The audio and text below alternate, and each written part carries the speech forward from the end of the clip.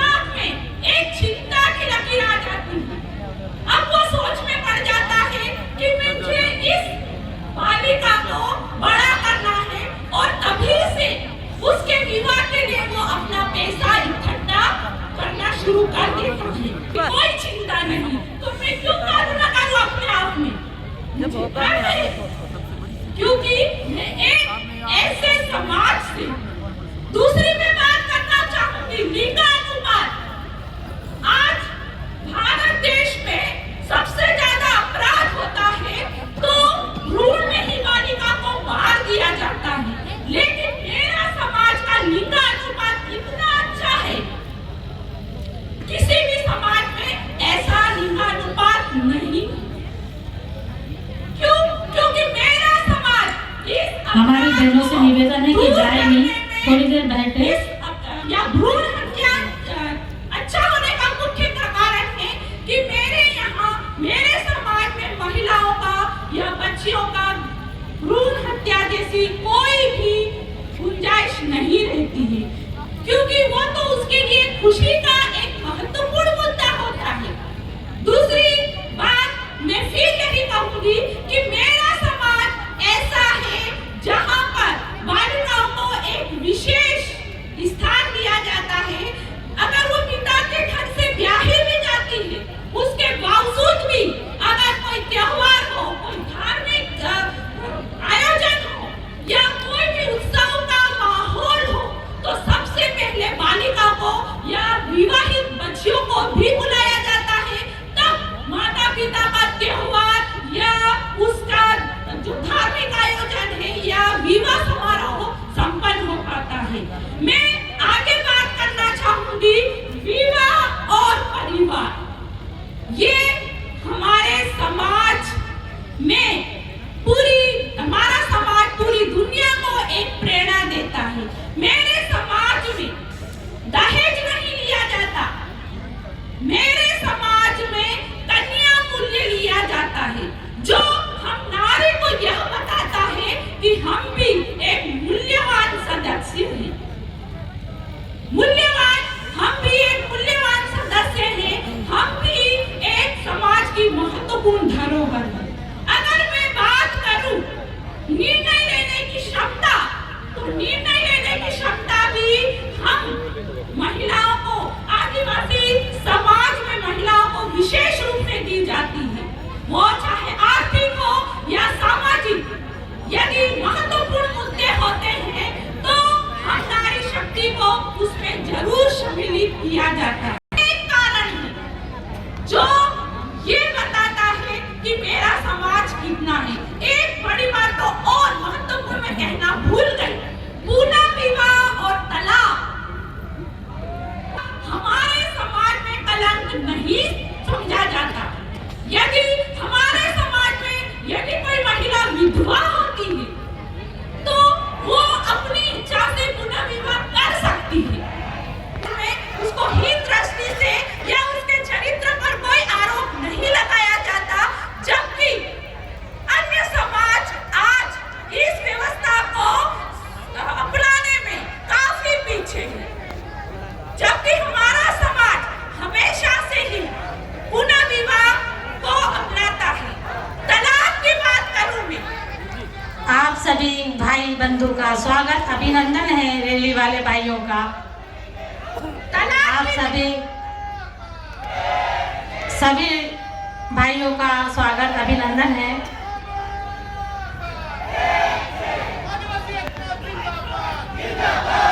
भाइयों से निवेदन है कि अभी बहनों का वक्तव्य चल रहा है, आप कृपा करके घोषणा ना दें।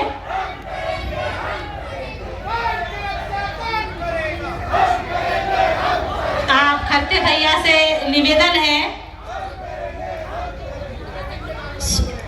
आप आदिवासी एकता, आवाज दो,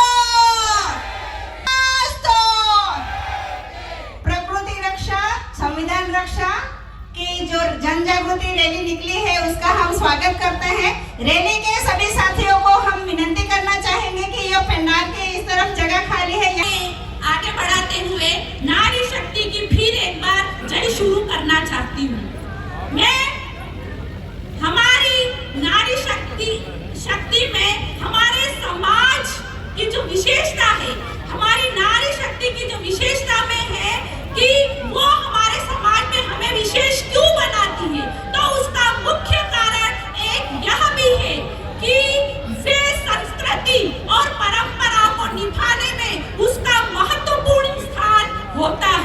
वो अगर यदि कोई शादी ब्याह हो या कोई धार्मिक आयोजन है, उनके नृत्य, उनके गाने, उनकी जो पहनावा है, उसके महिलाओं के बगैर, आदिवासी महिलाओं के बगैर ये नृत्य, ये सभी अधूरा सा रहता है। मैं एक उदाहरण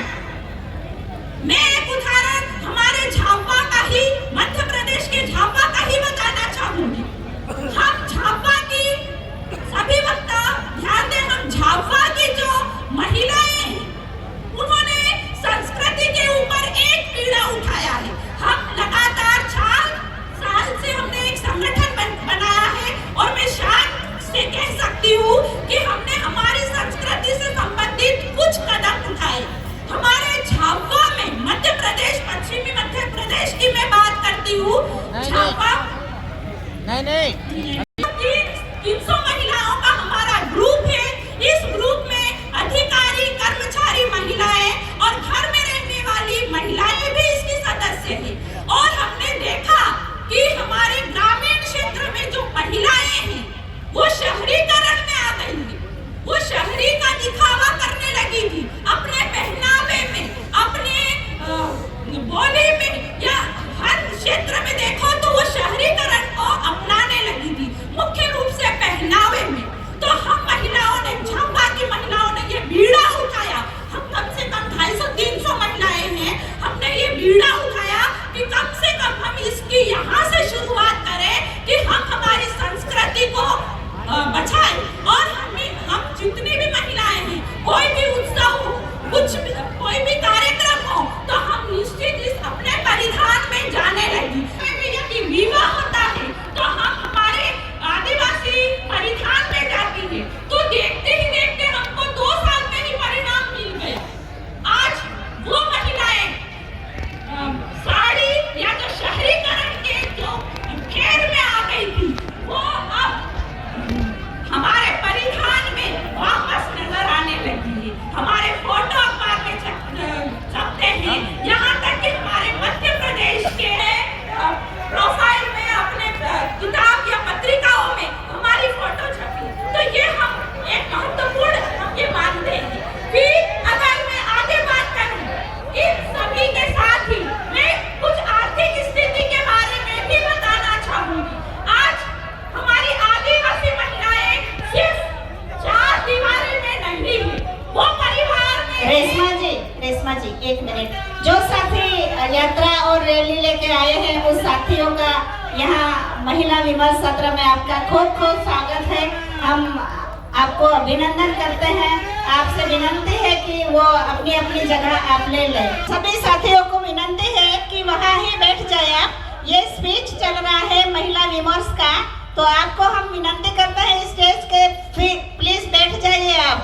आपका स्वागत। रेशमा जी, आपका निवेदन कंटिन्यू कीजिए। महत्वपूर्ण भूमिका निभाती है। जैसे मैंने आपको शुरू में ही बताया कि हमारी आदिवासी महिला अशिक्षित ज्यादा होने के कारण वो घर और कृषि संबंधित कार्य ही करती है। तो आज हम देखते हैं, यदि कृषि में उसके खेत में कुछ वस्तुएं आती है, तो उसको अपने परिवार से पूरा अधिकार रहता है कि वो हाट में जाने के लिए वो स्वतंत्र होती है और वहां पर जाकर वो अपनी वस्तुएं बेच सकती है और अपने उपयोग की वस्तुएं खरीद सकती है। तो ये अधिकार हमारे एक महत्वपूर्ण आर्थिक रूप में हम महिलाओं को आगे बढ़ाने का महत्वपूर्ण एक कदम है। इसमें महिलाओं के हाथ में पैसा भी रहता है और अपने विवेक के आधार पर वो उसको खरीद भी सकती है।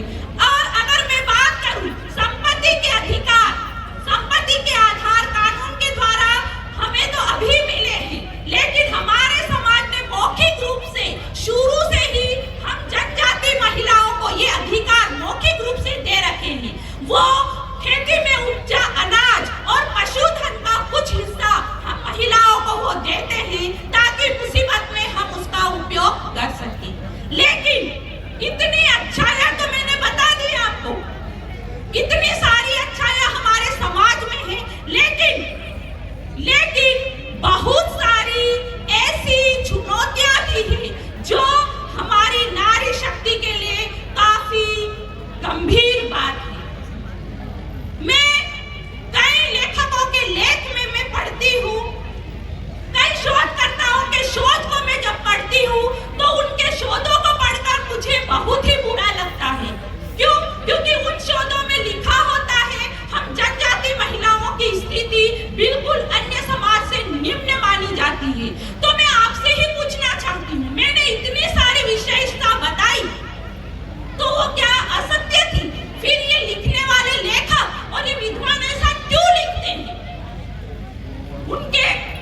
भी कारण है हमारे पास, क्योंकि हमारे समाज में ऐसे कुछ चुनौतियां हैं जिसको हमारे रीति रिवाज के नाम पर हम महिलाओं के ऊपर थोप दिया गया है, जिससे हम महिलाएं आगे नहीं बढ़ सकती। शिक्षा, स्वास्थ्य जैसी बातें सबने कही, लेकिन मैं एक बात कहना चाहूंगी, एक महत्वपूर्ण प्रथा है अंधविश्वास। सबसे ज्यादा अंधविश्वास का शिकार हम महिलाएं ही होती हैं।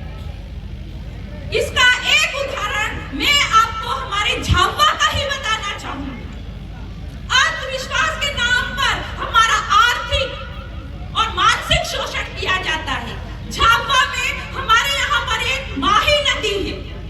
माही नदी में यह कहा गया, ऐसी अफवाहें फैलाई गई कि जिस भी महिलाओं के बच्चे लड़के होंगे उनको 7 दिन का उपवास करना होगा, उसको नए कपड़े पहनना होगा और माही नदी के लिए, माही नदी माता माही के लिए वो चुनरी लेके जाएंगे, नारियल ले जाएंगे, अगरबत्ती ले जाएंगे। तो ये आर्थिक शोषण नहीं हुआ तो क्या?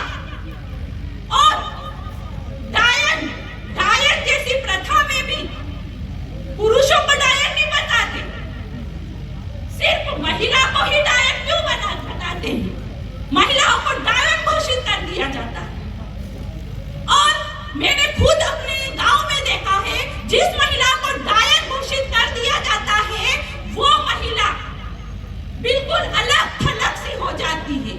वो किसी भी वैवाहिक या किसी भी आयोजन में नजर नहीं आती।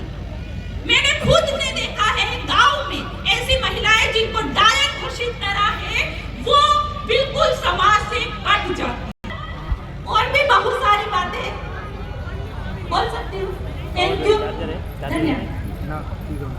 मैं शिक्षा के बारे में भी कहना चाहूंगी। मेन मुद्दा तो शिक्षा ही है। हमारी महिला का पिछड़ने का मेन मुद्दा शिक्षा ही है, और इसका दोष भी मैं हमारे समाज को ही देती है। क्यों? क्योंकि हमारे समाज के पुरुष या हमारे समाज के माता पिता बालिका शिक्षा को कोई महत्व नहीं देते।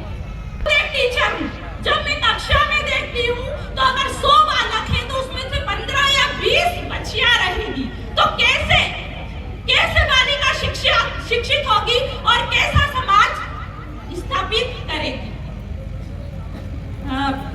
समय की पाबंदी है कि वह शक्ति है, संस्कृति का आधार है। आदिवासी नारी ही असली आत्मनिर्भरता का अवतार है। इन्हीं शब्दों के साथ जय जोहार, जय आदिवासी।